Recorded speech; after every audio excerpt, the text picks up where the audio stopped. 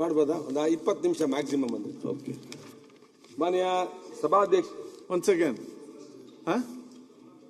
Monday ಇವತ್ತು ಯಾವ ಗಮನದಲ್ಲಿ ಸೂಚನೆ ಬರ್ತದ? ಅದು ಸೋಮವಾರ ತೆಗೆದು.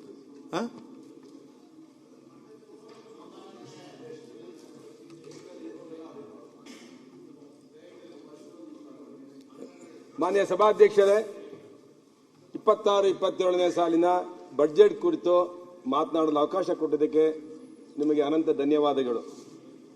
ಮಾನ್ಯ ಸಭಾಧ್ಯಕ್ಷರೇ, ಹಣಕಾಸು ಖಾತೆಯನ್ನು ಹೊಂದಿರುವ ಮುಖ್ಯಮಂತ್ರಿ ಮಾನ್ಯ ಸಿದ್ದರಾಮಯ್ಯನವರು 17ನೇ ಬಡ್ಜೆಟ್ ಮಂಡಿಸಿ ಕರ್ನಾಟಕದಲ್ಲಿ ಅತಿ ಹೆಚ್ಚು ಸಾರಿ ಬಡ್ಜೆಟ್ ಮಂಡಿಸಿದ ದಾಖಲೆಯನ್ನ ಮಾಡಿದ್ದಾರೆ. ಹಿಂದುಳಿದ ವರ್ಗದಿಂದ ಬಂದಂತ ಒಬ್ಬ ನಾಯಕ ಅತಿ ಹೆಚ್ಚು ದಾಖಲೆಯನ್ನ ಮಾಡಿರುವುದಕ್ಕೆ ನಾನು ಅಭಿನಂದಿಸುತ್ತೇನೆ ಕೂಡ. ಅವರು ಉಳಿದ 2 ಬಾರಿ ಅವಧಿಗೂ ಬಡ್ಜೆಟ್ ಮಂಡಿಸಿ ಸರ್ವಕಾಲಿಕ ದಾಖಲೆಯನ್ನ ನಿರ್ಮಿಸಲಿ ಎಂದು ದೇವರಲ್ಲಿ ಪ್ರಾರ್ಥನೆ ಮಾಡ್ತೇನೆ. ಮಾನ್ಯ ಸಭಾಧ್ಯಕ್ಷರೇ, ಕೆಪಿಸಿಸಿ ಅಧ್ಯಕ್ಷರು ಡಿ ಕೆ ಶಿವಕುಮಾರ್ ಸಾಹೇಬರು ನಮ್ಮನ್ನು ಈ ಕಾರಣಕ್ಕೆ ಕ್ಷಮಿಸಲಿ ಅಂತ ಕೇಳ್ತೇನೆ. ಏಕೆಂದ್ರೆ ಒಬ್ಬ ಹಿಂದುಳಿದ ನಾಯಕ ಇಡೀ ದೇಶದಲ್ಲೇ ಅತಿ ಹೆಚ್ಚಿನ ಬಡ್ಜೆಟ್ ಮಂಡಿಸಿದ ದಾಖಲೆ ನಿರ್ಮಿಸಲು ಅವರು ವಿರೋಧ ವ್ಯಕ್ತಪಡಿಸಬಾರದು ಅಂತ ಕೂಡ ನಾನು ವಿನಂತಿ ಮಾಡ್ತೇನೆ. ಶಿವಕುಮಾರ್ ಅಭಿಮಾನಿಗಳು ಬೇಜಾರು ಮಾಡ್ಕೋಬಾರದು ಅಂತೇಳಿ ಕೇಳ್ತೇನೆ. ಮಾನ್ಯ ಸಭಾಧ್ಯಕ್ಷರೇ,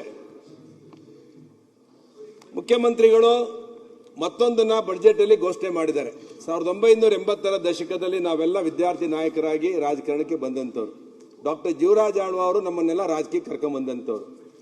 ಆ ಕಾಲದಲ್ಲಿ ನಾನು ವಿದ್ಯಾರ್ಥಿ ನಾಯಕನಾಗಿ, ಸ್ಟೂಡೆಂಟ್ ಲೀಡರ್ ಆಗಿ, ಸೆನೆಟ್ ಮೆಂಬರ್, ಸಿಂಡಿಕೇಟ್ ಮೆಂಬರ್ ಆಗಿ ನಾವೆಲ್ಲ ರಾಜಕೀಯಕ್ಕೆ ಬಂದಂತವ್ರು. ಅದಾದ್ಮೇಲೆ ಈ ಚುನಾವಣೆಗಳನ್ನ ಕಾಲೇಜುಗಳಲ್ಲಿ, ವಿಶ್ವವಿದ್ಯಾಲಯಗಳಲ್ಲಿ ತೆಗೆದುಹಾಕ್ಬಿಟ್ರು.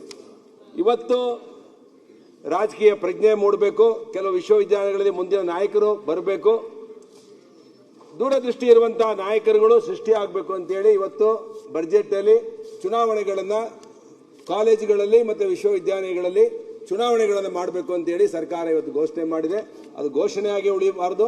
ಮುಂದಿನ ಶೈಕ್ಷಣಿಕ ವರ್ಷದಿಂದ ಆ ಚುನಾವಣೆಗಳು ಪ್ರಾರಂಭ ಆಗಬೇಕು ಅಂತೇಳಿ ನಾನು ಸರ್ಕಾರಕ್ಕೆ ವಿನಂತಿ ಮಾಡ್ತೇನೆ. ಮಾನ್ಯ ಸಭಾಧ್ಯಕ್ಷರೇ, ಮಾನ್ಯ ಅಧ್ಯಕ್ಷರೇ, ಮಾನ್ಯ ಸಿದ್ದರಾಮಯ್ಯನವರು ಇದೇ ವರ್ಷ ಇಂದಿನ ಮುಖ್ಯಮಂತ್ರಿ ದೇವರಾಜ್ ಅರಸು ಅವರು ಆಡಳಿತದಲ್ಲಿ ಮಾಡಿದ ದಾಖಲೆಯನ್ನ ಇವತ್ತು ಮುರಿದೇವು. ಹಾಗೂ ಅದೇ ರೀತಿ ಒಂದು ಅತಿ ಹೆಚ್ಚಿನ ಬಡ್ಜೆಟ್ ಅನ್ನು ಮಂಡಿಸಿ ದಾಖಲೆಯನ್ನು ಮಾಡಿದ್ದಾರೆ ಮಾರ್ಚ್ 6ನೇ ತಾರೀಕು.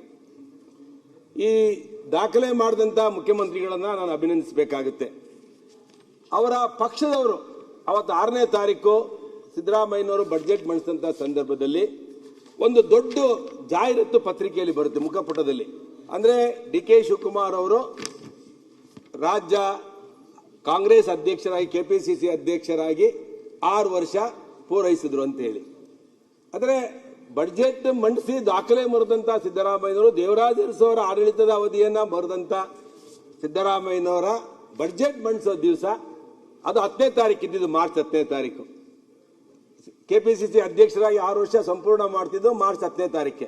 ಆದರೆ ಬಡ್ಜೆಟ್ ಮಂಡಿಸೋ ದಿನ ಕೆಪಿಸಿಸಿ ಅಧ್ಯಕ್ಷರಿಗೆ ಅಭಿನಂದನೆ ಸಲ್ಲಿಸುವಂತ ಒಂದು ದೊಡ್ಡ ಪುಟದ ಜಾಹೀರಾತು ಯಾಕೆ ಬಂತು ಅಂತ ಹೇಳಿ ನನಗೊಂದು ಆಶ್ಚರ್ಯ. ಆದರೆ ಸರ್ಕಾರ ಮತ್ತೆ ಪಕ್ಷ ಎರಡೂ ಸರಿಗಿಲ್ಲ ಅಂತೇಳಿ ಮೇಲ್ನೋಟಕ್ಕೆ ಕಾಣುತ್ತೆ. ಮಾನ್ಯ ಸಭಾಧ್ಯಕ್ಷರೇ, ಆ ಜಾಹೀರಾತು ನೋಡಿ ನನಗಂತೂ ಆಶ್ಚರ್ಯ ಆಯಿತು.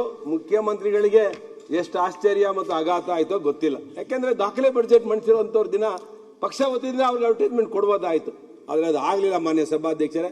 ಆದರೆ ಸಿದ್ದರಾಮಯ್ಯನವರು ಮಾತ್ರ ಹೇಳ್ತಿರ್ತಾರೆ, ನಾವು ಮತ್ತೆ ಡಿ ಕೆ ಶಿವಕುಮಾರ್ ಅವರು ಹಾಲು ಮತ್ತು ಜೇನು ಇದ್ದಂತೆ ಅಂತ. ಆದರೆ ಬಿಜೆಪಿಯವರು ಅದಕ್ಕೆ ಹುಳಿ ಹಿಂಡ್ತೀರಾ ಅಂತ ಹೇಳ್ತಿರ್ತಾರೆ. ನಾವ್ಯಾಕೆ ಮಾನ್ಯ ಸಭಾಧ್ಯಕ್ಷರೇ ಹುಳಿ ಹಿಂಡೋದು? ನಮಗೆ ರಾಜ್ಯದಲ್ಲಿ ಮಾಡೋ ಕೆಲಸ ಸಾಕಷ್ಟಿದೆ, ಕ್ಷೇತ್ರದಲ್ಲಿ ಮಾಡುವಂತ ಕೆಲಸನೂ ಸಾಕಷ್ಟಿದೆ. ನಾವ್ಯಾಕೆ ಹುಳಿ ಹಿಂಡೋ ಕೆಲಸ ಮಾಡೋಣ? ಆದರೆ ಇವರಿಬ್ಬರ ಸಂಬಂಧ ಎಷ್ಟು ಹದಗೆಟ್ಟೋಗಿದೆ ಅಂದ್ರೆ ಮಾನ್ಯ ಸಭಾಧ್ಯಕ್ಷರೇ, ಪರಸ್ಪರ ಒಬ್ರು ಪಕ್ಕದಲ್ಲಿ 45 ನಿಮಿಷ ಕೂತ್ಕೊಂಡ್ರು ಕೂಡ ಒಬ್ಬರೊಬ್ರು ನಗದಿರ್ಲಿ ಮುಖ ಗಂಟಾಕೊಂಡು ಕೂತಿರ್ತಾರೆ. ಒಬ್ಬರು ಮುಖ್ಯಮಂತ್ರಿಗಳು, ಇನ್ನೊಬ್ಬರು ಉಪಮುಖ್ಯಮಂತ್ರಿಗಳು, ಇವರಿಬ್ಬರು 2 ಜೋಡಿ ಎತ್ತಿದ್ದಂಗೆ. 1-2 ಸಮಾನವಾಗಿ ಆಡಳಿತವನ್ನ ತಗೊಂಡು ಕಾಮೆಂಟ್ರಿ ಆಗಿದೆ. ಬಜೆಟ್ ಕಾಮೆಂಟ್ರಿಗೆ ಪೊಲಿಟಿಕಲ್ ಕಾಮೆಂಟ್ರಿ ಮಾಡಿ ಸರ್, ನೀವು ಬೇಡ ಅಂತ Politics ತಾನೇ ಮಾತಾಡ್ಬೇಕು, budget ಅಲ್ಲಿ ಏನಿದೆ ಮಾತಾಡೋದು. Suggest anything, See, but I will budget tell what is happening. ಅಧಿವೇಶನ ಅಲ್ಲ, ನಡೀತಾ ಏನಾಗ್ತಿದೆ ಇರೋದು, ಅನ್ನೋದನ್ನ- ಬಜೆಟ್ ಕಾಮೆಂಟ್ರಿ ಮಾಡಿ. ನೀವು ಪೊಲಿಟಿಕಲ್ ಕಾಮೆಂಟ್ರಿ ಮಾಡ್ಕೊಂಡಿದ್ರೆ ಏನ್ ಪಾಲಿಟಿಕ್ಸ್ ತಾನೇ ಇಲ್ಲಿ ಮಾತಾಡ್ಬೇಕಾಗಿರೋದು ಬಡ್ಜೆಟ್ ಮೇಲೆ. ಈಗ ಹಂಗಿದ್ರೆ ನೀವು ಅದು ಈಗ ನಿನ್ನೆ ಹೇಳಿದ್ನಲ್ಲ, ಮೋದಿ ಅವರು, ಶಾ ಅವರು ಕುಮಾರಸ್ವಾಮಿ ಅವರಿಗೆ ಸಿಎಂ ಮಾಡ್ತಾರಂತೆ. ನೀವೆಲ್ಲರೂ ಸುಮ್ಮನೆ ಕೂತಿದ್ರಲ್ಲ. ಪೊಲಿಟಿಕಲ್ ಕ್ಷೇತ್ರನೇ ತಾನೇ ಸರ್, ಸ್ಟ್ರಾಟಜಿ ಯಾರಿಗೆ? ರಾಜಕೀಯ ಹೇಗಿದೆ ಪಾಪ ಅಂತ ಸುಮ್ಮನೆ ತಂದು ಇವರಿಗೆಲ್ಲ ಆಮೇಲೆ ಮುಂದಿನ ಬರ್ತೀನಿ. ಸಾಲಿನಲ್ಲಿ ಕೂಡಿಸ್ಬಿಟ್ಟಿದ್ದೀರಲ್ಲ ಆಯ್ತು, ಬಂದ್ಬಿಡ್ತೀನಿ ನೀವು. ಬಡ್ಜೆಟ್ಗೆ. ಅವ್ರು ಯಾರು ಆಗೋರಲ್ಲ ಅಂತ ಅಲ್ಲಂತೆ ಆಗೋದು.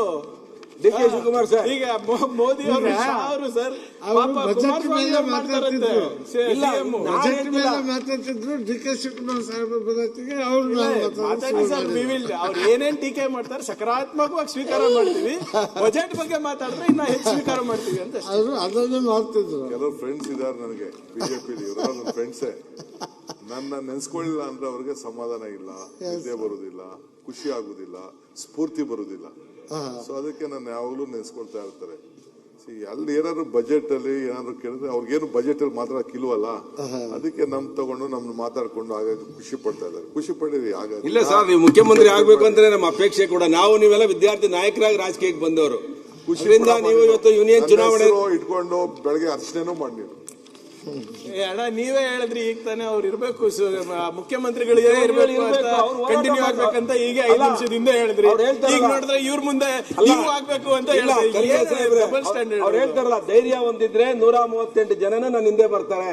ಆ ಧೈರ್ಯ ಒಂದಿರ್ಬೇಕು ಅಂತ ಅವರು PCC ಅಧ್ಯಕ್ಷರು. ಒನ್ ಮ್ಯಾನ್ ವಿತ್ ಹೇಳಿ ಸರ್, ಹೇಳಿ. One man with courage makes A majority. ನನಗೆ ನಂಬಿಕೆ ಇರೋ ನಾನು. ನೀವು ಹೇಳಿದಿರಲ್ಲ, ಅದನ್ನೇ ನಾನು ಕೋಟ್ ಮಾಡಿ. ಅಧ್ಯಕ್ಷರು ಏನ್ ಹೇಳಿದ್ರು, ನಾನು PCC ಅಧ್ಯಕ್ಷನಿದ್ದೀನಪ್ಪ, ಬಿಫಾರ್ಮ್ ಎಲ್ಲ ನಾನೇ ಸೈನ್ ಮಾಡಿರೋದು, ಎಲ್ಲರೂ ನನ್ನ ಜೊತೆನೆ ಇರ್ತಾರೆ ಅಂತ ಹೇಳಿದ್ರು. ಬಟ್ ಈಗ 5 ನಿಮಿಷದಿಂದ ನೀವು ಅವರೇ ಮುಖ್ಯಮಂತ್ರಿ ಇರ್ಬೇಕು ಕಂಟಿನ್ಯೂ ಅಂತ ನೀವು ಹೇಳಿದ್ರಿ. ಈಗ ನೋಡಿದ್ರೆ ಇವ್ರು ಆಗ್ಬೇಕು ಅಂತ ಇದೀರಾ. ಇವ್ರ ಮುಂದೆ ಬಂದಾಗ ಮತ್ತೆ CM ಬಂದ್ರೆ ಏನಾಗ್ತದೆ? ಅಭಿಮಾನಿಗಳು ಬೇಸರ ಮಾಡ್ಕೋಬಾರ್ದು ಅಂತ. ಸರ್ ನೀವು ಮಾತಾಡಿ, ನೋ ಪ್ರಾಬ್ಲಮ್, ಪ್ಲೀಸ್. ಅವರಿಬ್ರು ಮಾತಾಡ್ಕೊಂಡು ಯಾವಾಗ ಆಗ್ತಾರೆ, ಕಾಂಗ್ರೆಸ್ ಪಾರ್ಟಿ ಮಾಡ್ತದ್ ಬಿಡಿ ಸರ್. ಆಯ್ತಪ್ಪ, ಬಜೆಟ್ ನಿರ್ಧಾರಕ್ಕೆ ನಾವ್ಯಾಕೆ ಬೇಡ, ನಾವು ಅಭಿನಂದನೆ ಸಲ್ಲಿಸ್ತೀವಿ. 5 ವರ್ಷ ಸಂಪೂರ್ಣ ಮಾಡಿ ಒಳ್ಳೆ ಆಡಳಿತ ಕೊಡಿ ಅಂತಾನೆ ನಾವು ಹೇಳ್ತಿರೋದು. ಮಾನ್ಯ ಸಭಾಧ್ಯಕ್ಷರೇ, ಹೆಚ್ಚಿನ ವಿಡಿಯೋಗಳಿಗೆ ಪ್ರತಿಧ್ವನಿ ಯೂಟ್ಯೂಬ್ ಚಾನೆಲ್ ಸಬ್ಸ್ಕ್ರೈಬ್ ಮಾಡಿ, ಬೆಲ್ ಐಕಾನ್ ಕ್ಲಿಕ್ ಮಾಡಿ.